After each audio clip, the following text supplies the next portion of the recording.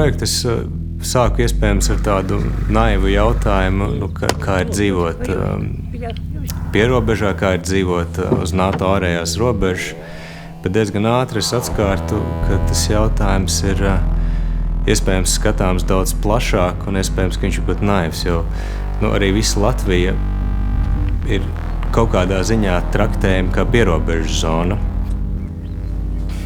Reizē arī ir skaidrs, ka man šis robežu atspoguļojums tas nebūs tāds pārskats objektīvs par robežu. Tas būs mans pierobežu stāsts, kurā man pat procesā radās vairāk jautājumu, iespējams, nekā atbildes par šo zonu.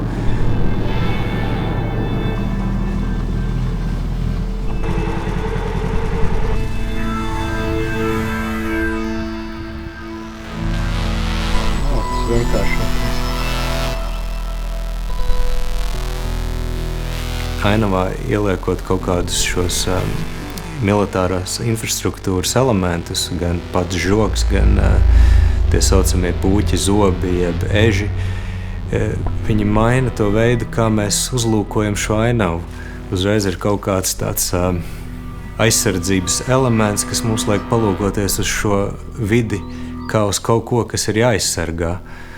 Un savukārt cilvēkiem, kas ir dzīvojuši pavisam tuvu robežai, pāris metrus vai pārdesmit metrus no robežas, kādam iespējams ļoti fiziski, kādam ir šķūnītis nojaukts, kādam, kuru iepriekš skatiens, pieņemsim, pa virtuves logu, bija vienkārši ainava, tad šobrīd tur paveras žoks.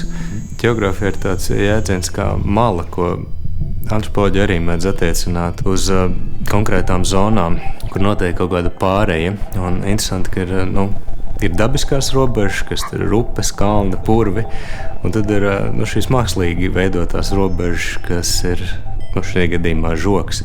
Un nevienmēr šīs dabiskās robežas sakrīt ar cilvēku veidotajām robežām, un reizēm tur veidojas kaut kāds konflikts starp to, kas ir valstu robežas, un starp to, kas ir, piemēram, dzīvnieku migrācijas ceļi.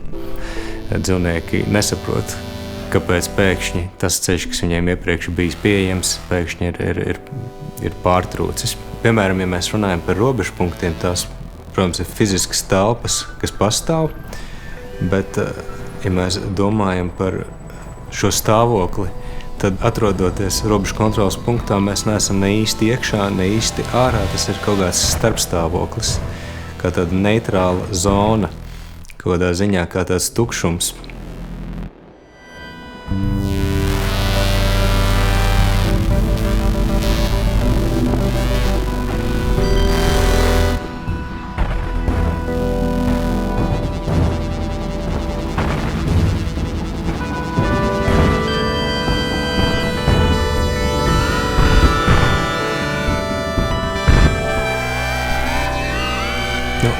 Reizē arī man šis process, kad es eju klāt un uzrunāju cilvēkus, arī ir tādus savu nedaudz robežu pārkāpšanu. Tas nav tā, ka man tas būtu pilnīgi dabiski un es justos tādā komfortā.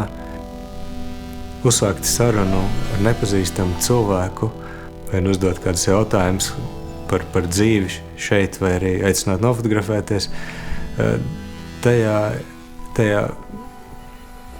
varbūt tādā vienkāršajā tiešumā un atklātībā ir kaut kas ļoti bieži strādā un atbruņo.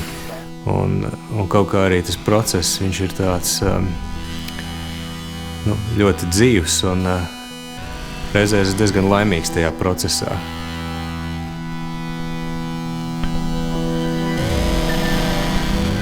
Ļoti svarīgs ir tieši šis ceļa moments, kad es dodos teritoriju, ko iepriekš es nepazīstu.